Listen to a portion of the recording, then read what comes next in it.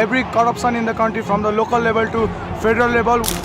Well, Gen Z has taken over the streets of Nepal. Prime Minister KP Sharma Oli resigned this afternoon after 2 days of violent anti-corruption protests that killed 19 people and injured over 400. It has been named the Gen Z Revolution because of the young participants. Hashtag Nepo Kid is trending across the country. Gen Z's at their worst. बहुत पुरानी कहावत है भाई, अपने opponent को कभी हल्के में नहीं लेना चाहिए। तुमने जरूर सुनी होगी। और इसका परिणाम क्या हो सकता है ये नेपाल सरकार से ज्यादा अच्छा शायद कोई समझ भी नहीं सकता। दिमाग खराब हो जाएगा भाई हमारे देश में जिन जेनजीज को निकम्मा, नालायक और एक लापरवाह जनरेशन माना जाता है ना, उन जेनजीज ने नेपाल में लिटरली एक सरकार ही गिरा दी भाई। First of all I will tell you who are Gen Zs. भाई 1995 के बाद पैदा होने वाली पूरी जनरेशन को जेनजी बोला जाता है। Yes I am a Gen Z और शायद तुम भी। तो चलो अब मेन पॉइंट पे आते हैं। तो भाई नेपाल में ऑलरेडी 20% अनएम्प्लॉयमेंट, तो इसी वजह से वहाँ के यूथ जो जेनजीज है उनका गुस्सा अपनी सरकार पे कुछ ज्यादा ही बढ़ता जा रहा था।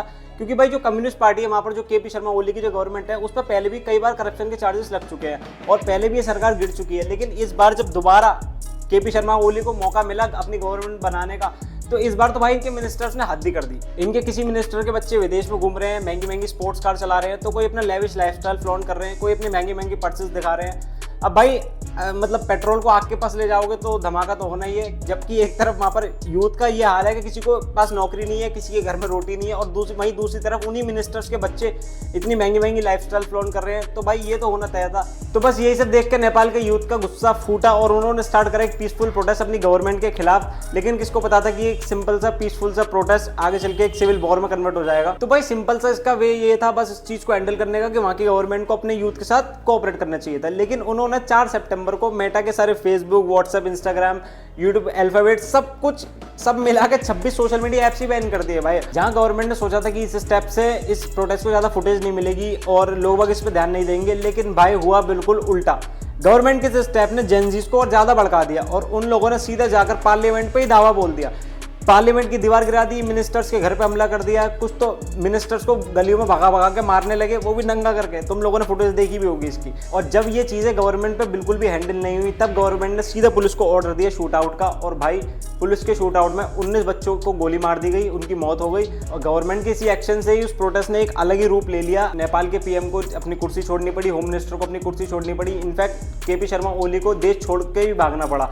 और यही होता है भाई जब गवर्नमेंट के कुछ ऑफिशियल्स अपनी में आकर कुछ ऐसे डिसीजन लेते हैं ना जो किसी के भी फेवर में नहीं होते, केवल उनके फेवर में होते हैं। तो भाई देश का यही हाल होता है, पूरा देश जलता है जैसा नेपाल जल रहा है। हमारे देश में यार लाखों बार ऐसे प्रोटेस्ट हुए, अभी किसान आंदोलन भी हुआ था, उसके बाद एसएससी प्रोटेस्ट भी हुए, लेकिन हमारी गवर्नमेंट ने आज तक कभी भी ऐसे बेवकूफ़ी के डिसीजन नहीं लिए कि सीधा अपनी गवर्नमेंट अपने देश की जनता के ऊपर ही शूट आउट कर दे। क्योंकि भाई ये कोई भी सॉल्यूशन नहीं है किसी भी प्रॉब्लम का।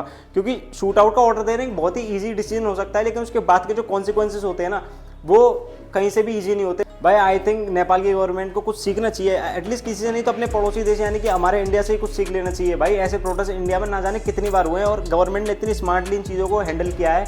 तो भाई ठीक है, बस यही है कि ज़्यादा, और अगर तुम्हारे अंदर ये क्वालिटीज़ नहीं है तो भाई रहने दो ना, फिर गवर्नमेंट में आने का कोई फ़ायदा ही नहीं है आपका।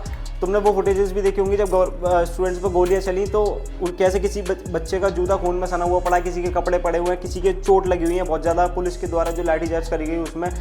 तो ठीक है भाई, बाकी इतना ही। अगर तुम देख रहे हो न्यूज़ वगैरह, बहुत ज़्यादा हाल ख़राब है नेपाल की, होप्स हो ये सब ठीक हो जल्दी से।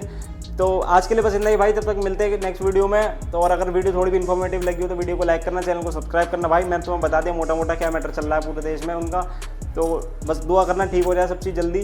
तब तक के लिए मिलते हैं अगर नेक्स्ट वीडियो में। तब तक जय हिंद, जय श्याम, जय भारत।